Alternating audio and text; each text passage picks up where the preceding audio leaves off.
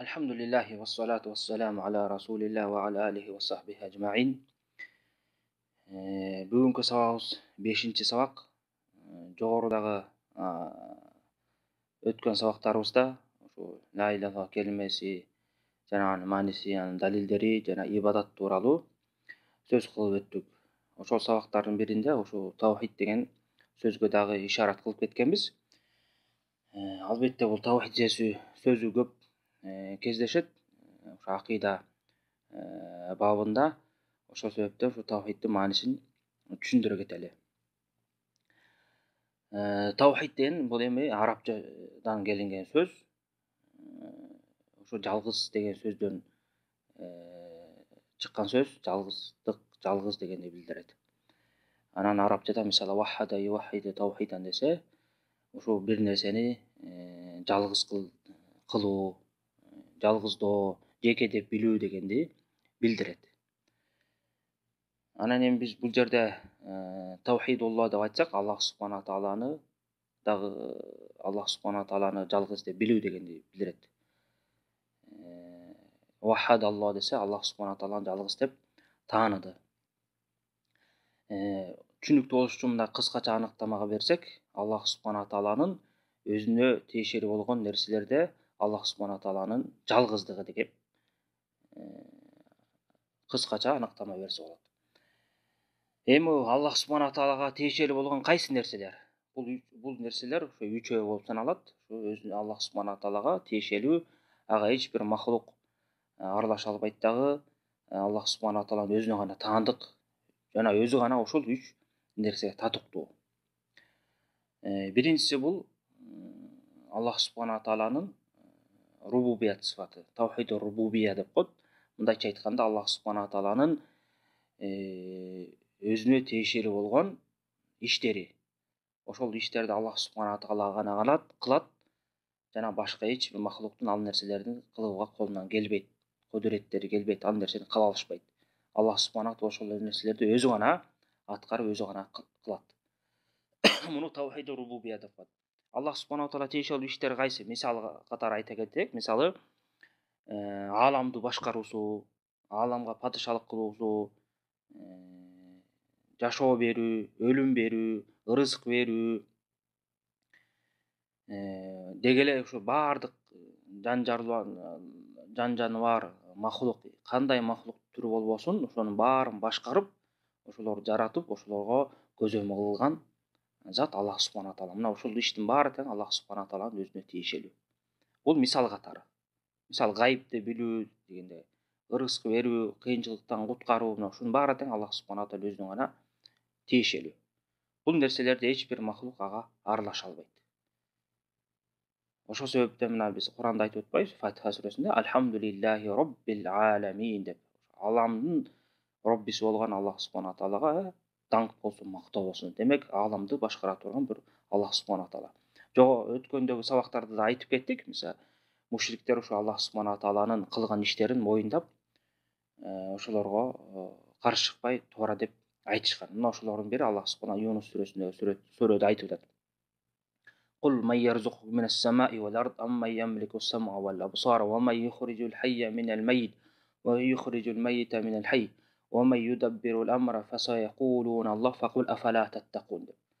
Аларга айтсаң, Мухаммад, мушриктерге, силерге ошо асман жерден ырызкыны ким берет? Силердин көрүү органыңарга, кулагыңарга, көзүңөргө ээлик кылган ким? Жана ошо баардык ишти, асмандагы, жердеги баардык нерселерди башкарып, көзөмөлдөй турган ким деп айтсаң, албетте алар эмне деп жооп беришет? Аллах субхана таала деп жооп беришет. Ошондо айтпайсың, факул афала таттакун, анда ошол нерсени силер мойнуңа алган затыңарга туура сыйынып, түз сыйынып, Аллах тааланы коркпойсуңар деп айткан. Демек, Аллах субхана таала ушундай сыпаттарга баардык иштерди, өзүнө тиешелүү болгон иштердин баарын өзү башкарып, өзү көзөмөлдөйт. Ушул нерселерде Аллах субхана тааланы жалгыз деп билүү. Экинчи нерсе бул тавхидул асма ва сифат. Аллах субхана тааланын ысым сыпаттарындагы жалгыздыгы. Демек, Аллах субхана тааланын өзүнө таандык ысымдар жана сыпаттар бар. Ага эч бир махлук аралаша албайт. Махлуктун жаратылган нерселердин бирөөсү дагы ошол нерсеге аралаша албайт. Мисалы Аллах субхана таала өзүнүн Куран китебинде, пайгамбар саллаллаху алейхи вассалам сүннөтүндө пайгамбарыбыз аркылуу көптөгөн өзүнүн ысымдарын жана сыпаттарын айтып кеткен. Мына ысымдардын кээ бири мисалы Аллах таала кудуреттүү, Аллах таала билүүчү, угуучу, көрүүчү, өлтүрүүчү, тирилтүүчү, ырызкы берүүчү, гайыпты билүүчү, баардык нерсени башкаруучу, баардык нерсени жаратуучу деген мына Аллах тааланын ысымдары бар. Ошондой эле Аллах субхана таала өзүнө ылайык сыпаттары бар. Мисалы Аллах субхана тааланын жүзү бар, колу бар. Аллах таала жакшы көрөт, ыраазы болот, сүйүнөт, тоголорду кабыл кылат деген сыпаттары бар. Жана буга окшогон көптөгөн сыпаттар бар. Жана ошондой эле Ихлас сүрөсүн окуганда биз эмне деп айтып атабыз, Кул хуаллаху ахад. Айткан Аллах субхана жалгыз. Аллаху самад. Ага баардык нерсе, ага муктаж, ал эч нерсе муктаж эмес. Лам ялид ва лам юлад ва лам якул лаху куфуан ахад. Лам ялид. Аллах субхана таала төрөгөн да эмес, мындайча айтканда анын баласы да жок. Ва лам юлад.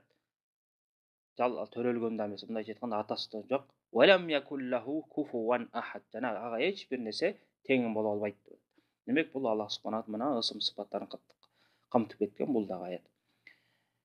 Жана ошондой эле Аллах субхана таала Куранда айтып атпайбы? Валиллахил асмаул хусна фадууху биха. Аллах субхана таала таандык ысымдар бар, ошолорду ысымдарды айтып Аллах субхана таалага сыйынып дуа кылгыла деп. Демек Аллах субхана таала өзүнө таандык ысым сыпаттар бар.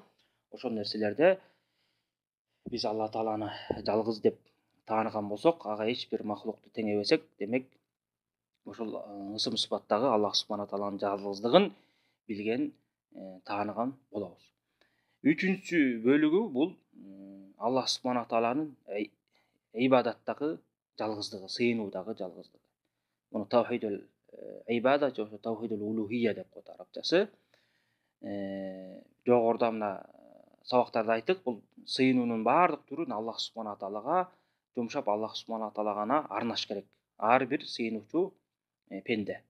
Демек сыйынууга Аллах субхана таала өзү гана татыктуу.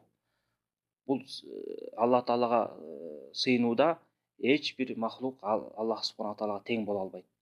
Мындайча айтканда баардык ибадаттын түрү Аллах субхана таалага гана жумшалыш керек. Ибадатка эч бир пенде татыктуу эмес. Жеке эле пенде эмес, махлуктардын жаратылган нерселердин, жаратылган заттардын баардык түрү тең. Бул ибадатка татыктуу эмес. Ибадатка татыктуу ким? Бир гана Аллах субхана таала, өзү гана. Аллах субхана Куранда айтып атат, "Ва абудуллах ва ла тушрику бихи шей". Аллах субхана таалага сыйынгыла, ага эч бир нерсени шерик кошпогула деп. Мына буга байланыштуу аяттар өтө көп. Мына ушул 3 жогоруда айтылган 3 нерселерде кимде ким ошо Аллах субхана тааланы жалгыз деп билип, ошого амал кылып, ошол нерселерди ширктен сактаган болсо, ошол муваххид деп аталат. Мындайча айтканда тавхидте карманган адам. Ушул нерселерде Аллах субхана тааланы жалгыз деп билип, Аллах тааланыга түз сыйынган, Аллах таалага түз жалбарган адамдардын катарына кирет. Мына ушунун баары тавхид деп коет.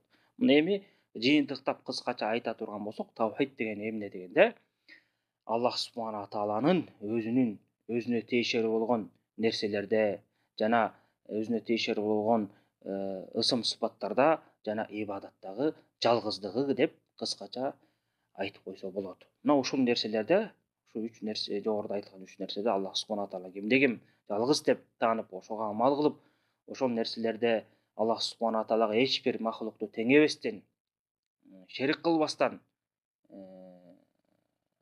сыйынып, ошол нерселерди туура түшүнгөн болсо, ошол киши муваххид, Аллах субхана таалага түз сыйынуучу, Аллах субхана тааланы жалгыз деп таануучу адам болуп саналат. Эми ушул жанагы ушу жогоруда айтылган мына 3 нерселердин анча-мынча далилин айтып кеттик. Дагы ошолордун мындай баары тең бир жерде келген далилин айта кетели. Мына күнүмдүк өзүбүз мусулмандар ушу намазда окуган Фатиха сүрөсүнүн башында эле караган болсок, мына ушул 3 жогоруда айтылган Аллах субхана таалага тиешелүү болгон 3 нерсенин далилдери камтылып кеткен. Мына башында эле окуп атабыз. Альхамдулиллахи роббил аламин. Аламдардын Роббисине мактоолор даңк болсун атат. Демек, аламдардын Роббиси ким? Аламдын башкаруусу, кожоюну Роббиси бир гана Аллах субхана таала. Демек, бул ошол кожоюндук кылуу, тарбия берүүчү бардык аламга жалгыз Аллага гана таандык. Бул демек Аллах субхана тааланын өзүнө тиешелүү иш. Андан кийинки аятта эмне деп айтып атат Аллах субхана таала? Алхамдулиллахи роббил аламин ар-рахманир рахим. Аллах субхана таала мээримдүү, ырайымдуу деп атат. Бул дагы Аллах субхана тааланын ысымы, жана ошо ысымына сыпаты да камтылып кеткен. Аллах таала мээримдүү, ырайымдуу деп атабыз. Бул Аллах тааланын өзүнө таандык ысымы жана мээримдүү деген сыпаты, мээрим деген сыпаты камтылып атат. Аллах субхана тааланын мээримдүүлүгүндө эч бир махлук мээримдүүлүк кыла албайт. Аллах таала бардык махлуктардан, деги эле кандай жаратылган нерселердин түрү болбосун, ошонун баарынан мээримдүү. Аллах тааланын мээриминде чек жок. Мына Аллах субхана таала өзүнүн сыпаттарын ушул аятта камтып айтып атат. Андан кийинки аятта деп ар-рахманир рахим малики яумиддин. Кыямат күнүнүн падышасы деп атат. Ошол кыямат күнү элдер бардык адамзаттар тирилип эсеп кысап кылганда ошонун баарынан кожоюн кылып, эсеп кысапты алып, бейишке барат үчүн бейишке, тозокко барат үчүн тозокко жөнөткөн Аллах субхана таала бул кыямат күнүнүн ээси, падышасы. Демек, Аллах тааланын мына кылган ишине, падышалыгына эч бир нерсе, эч бир махлук аралаша албайт.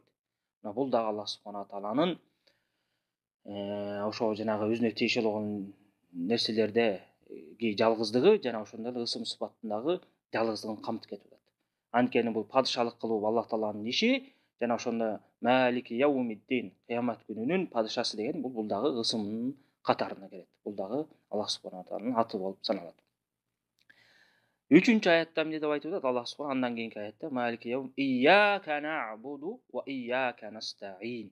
Анан биз ошо пенделер Аллах субхана эмне деп айтабыз? Эмне кылабыз? Ийяка нa'буду ва ийяка настаин. Сага гана сыйынабыз жана сенден гана жардам сурайбыз деп мына пенделер ушундай акыбалда болуш керек. Мына бул жөнүндө Аллах субхана ачык эле айтып кетти. Биз мына Аллах субхана тааланын кылган иштерин айтып, сыпаттарын айтып келип, анан жыйынтыгында эмне деп атабыз? Мына ушул сыпаттарга ээ болгон, ушул сыпаттардын ээси болгон Аллах субхана таала өзү гана сыйынууга татыктуу, өзү гана жардам берүүгө кудуреттүү деп Аллах субхана таала кайрылып атабыз. Ийяка нa'буду ва ийяка настаин. Сага гана сыйынабыз, сенден гана жардам сурайбыз деп. Мына ушул ошо кыска гана аяттарда Аллах субхана тааланын жана биз жогоруда айтып кеткен 3 нерседеги жалгыздыгы мына ачык айкын камтылып кетти. Бул мисал катары буга байланыштуу көптөгөн аяттар бар. Ким Куранды окуп изилдеп чыккан болсо, ошо Аллах субхана таала ушул нерселердеги жалгыздыгын көп кайталап кенен ачык айкын түшүндүрүп кеткен. Мына тавхиддин кыскача түшүнүгү ушундай. Ошол себептен кийинки сабактарда тавхид деген сөз келгенде ушул 3 нерседеги Аллах субхананын жалгыздыгы деп билиш керек. Анан акыркы сөзүбүздө эскертүү кылып кетели. Кээ бир аалымдар ошо тавхид дегенге аныктама, тавхид сөзүнө аныктамага бергенде, бул Аллах субхана тааланын сыйынуудагы жалгыздыгы деп гана аныктама берип кетишет. Мындайча айтканда, жана тавхиддин ошо бир бөлүгүн менен гана, үчүнчү ибадат менен гана тавхидди түшүндүрүп кетет. Эмне себептен? Анткени ушул бөлүгү өтө маанилүү болгондуктан, пайгамбарларга каршы чыккан коомдор ушул көбүнчөсү ушул сыйынууда адашкандыктан, жана элдердин арасында ушул нерседе түшүнбөстүк көп болгондуктан, ошого таандык кылып аныктама берип коюшат. Мына бул дагы шариятта бар. Мисалы пайгамбар саллаллаху алейхи вассалам жана Тирмизи хадисинде келген хадисте эмне деп айтат? Ажыга байланыштуу хадисте ал-хаджу арафа дейт. Пайгамбар саллаллаху алейхи вассалам бул ажылык, бул арафат деп айтат да. Мындайча айтканда арафат талаасына барып ибадат кылып туруу деп. Болбосо ажылыктын башка дагы түркүктөрү бар. 4 түркү бар. Кээ бир мазхабта 3 түркүгү. Бирок ошого карабастан пайгамбар саллаллаху алейхи вассалам бул ажылык, бул ошо арафат деп гана айтып кетти да. Мындайча айтканда, ошо ажылыктын түркүктөрүнүн эң негизгиси, орчунчусу бул арафатка баруу деп аны белгилеп кетти. Но ошол сыман эле кээ бир аалымдар ошо тавхидке аныктама бергенде, тавхид деген эмне дегенде китебинде айтып кетишет. Бул тавхид деген ошо Аллах субхана таалага түз сыйынып, ага эч бир махлукту тең эбестен шерик кошпостон баардык ибадатты Алла Таалага жумшоо деп гана түшүндүрүп кетет. Ошо жанагы жогоруда айтылган себептерден ошо адамдар ушул ибадат жагында көп адашкандыктан, туура эмес түшүнгөндүктөн ушул жагын гана эскертип кетет. Жана ошондой эле мисалы кимде ким Аллах субхана тааланы ибадатта жалгыз деп ошого гана сыйынып баардык ибадаттын түрүн Алла Таалага жумшаганда, мындайча айтканда аркасынан дароо эле автоматтык түрдө демек Алла Тааланын ысым сыпаттарындагы Алла Тааланын ошо рубубият сыфатын өзүнүн кылган иштеринде жалгыздыгын мойнуна алган болуп саналат да. Анткени кимде ким Аллах субхана тааланы кудуреттүү деп тааныган болсо, ошо баардык көптөгөн кудуреттерге, сыпаттарга ээ деп тааныган болсо, демек ошол зат сыйынууга татыктуу деп ошого сыйынат. Мындайча айтканда, кимде ким Аллах субхана тааланы жалгыз деп ошого сыйынып аткан болсо, башка жогоруда айтылган тавхидтин эки түрүн өзүнүн ичине камтып кетет. Ошол себептен дагы жогоруда айткан бир себеп, бул экинчи себеп менен кээ бир алымдар аныктама бергенде, кыскача бул Аллах субхана тааланын тавхидке аныктама беришкенде, Аллах субхана тааланын ибадаттагы, сыйынуудагы жалгыздыгы, ага сыйынганда эч бир шерик кошпошубуз керек деп гана аныктама берип кетишет. Мунун ошо себеби ушундай. А болбосо тавхид деген ушул жана 3 бөлүктү тең баардыгын ичине өзүнө камтып кетет. Муну дагы эске алыш керек. Анткени кээ бир китептерде же сабактарда угуп калсаңыздар, тавхид деген эмнеде, тавхидди ушу ибадатка байланыштырып түшүндүрүп атса, эмнеге баарын айтпай калды деп суроо туулбаш үчүн эскертип кеттим. Анткени ошо тавхиддин эң негизги бөлүгү болгондугу үчүн көп адамдар ушул нерседе каршылык көрсөткөндүгү үчүн ошол нерсеге баса белгилеп, аалымдар ушундай аныктама берип кетишет. Аллаху а'лам.